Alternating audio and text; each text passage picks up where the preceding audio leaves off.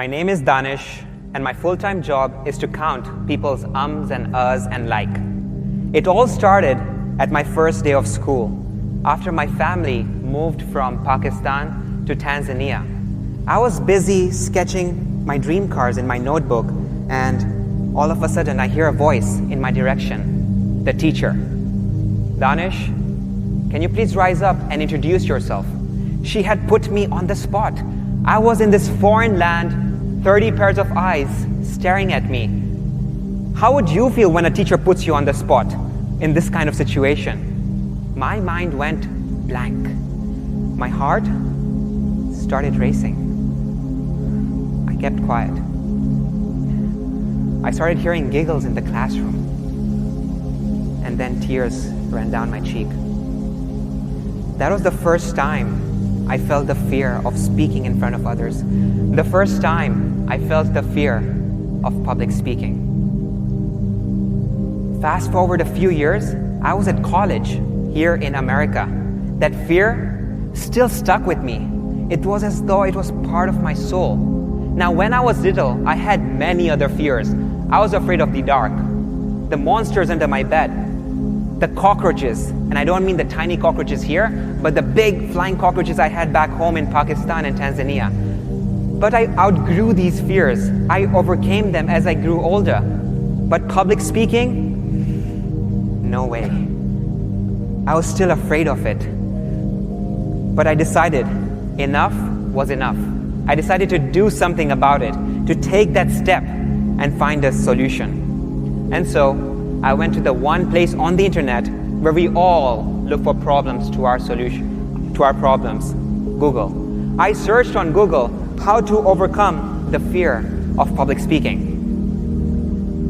The first link told me about the great things I could be if I overcame this fear. Sound like a leader, get a great job, share your ideas, give a TED Talk, change the world. The second link showed me all the different ways I could overcome this fear. Hire a speech coach, talk in front of the mirror, do online courses, attend public speaking clubs like Toastmasters. That's when I realized that I had it wrong all this time. I thought you're either born a public speaker or you're not. I was wrong. I realized that public speaking is actually a teachable skill. That means that if any one of you here wants to speak powerfully, like any of your famous public speakers, yes, you can. We all can. Now, some of these solutions work for me, others not so much. Like hiring a speech coach, that was outside of my student budget. But online courses, that's where I learned how to vary my tone up and down, how to talk really, really fast so that I could get someone excited, or to slow right down to get someone's attention. And I practiced in front of the mirror. At least that's where I had one friend who thought I was good. As for the public speaking club, Toastmasters, that was fantastic.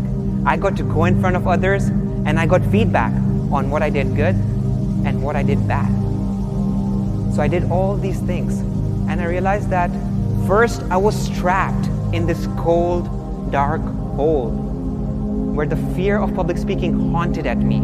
It pulled me down. And over here was this promise of sunshine, of green pastures, no anxiety.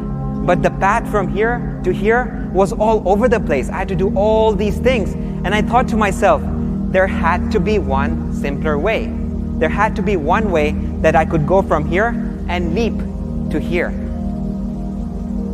So I went back to Google, the source of all wisdom, did some research, and I started learning and reading a lot about artificial intelligence, about these personal assistants we have in our pocket, like Siri, Alexa, who understand what we're saying. Hey Siri, what's the next meeting I have? Okay, here's your meeting. They understand what we say. What if they could also understand how you're saying something and analyze your voice? What if they could be your speech coaches? What if every single person in the world, anywhere, had their own personal, on-demand speech coach. Can you imagine a world where anyone has this help to help them overcome this fear of public speaking, to help them speak powerfully, to help them share their ideas? That's the idea that got us started.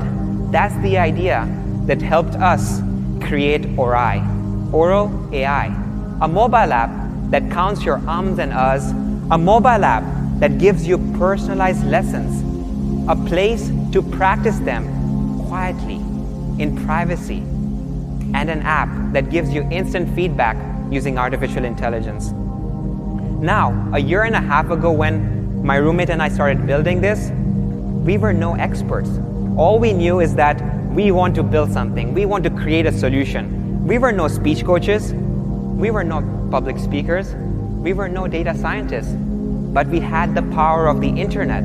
So we read a bunch of research papers on computational linguistics. We spoke with hundreds of speech coaches, trying to understand how they give feedback on their speech. We watched videos on machine learning and artificial intelligence so that we could codify all these things and create this app. Because we believe that we can use technology to help people become better versions of ourselves. And the reason I'm sharing my story with you guys today is not to tell you guys go out and build apps or be entrepreneurs. I'm saying go out and face your fears. Don't bury them deep inside. If you have a problem, look for a solution. If nothing exists, create that solution. If you don't have the skills, go to Google. Find how you can improve your knowledge and create something. For me, it's all started when I was little. That first time I felt the fear of public speaking. That's what empowered me to act. That's what empowered me to go on this journey of becoming a better speaker.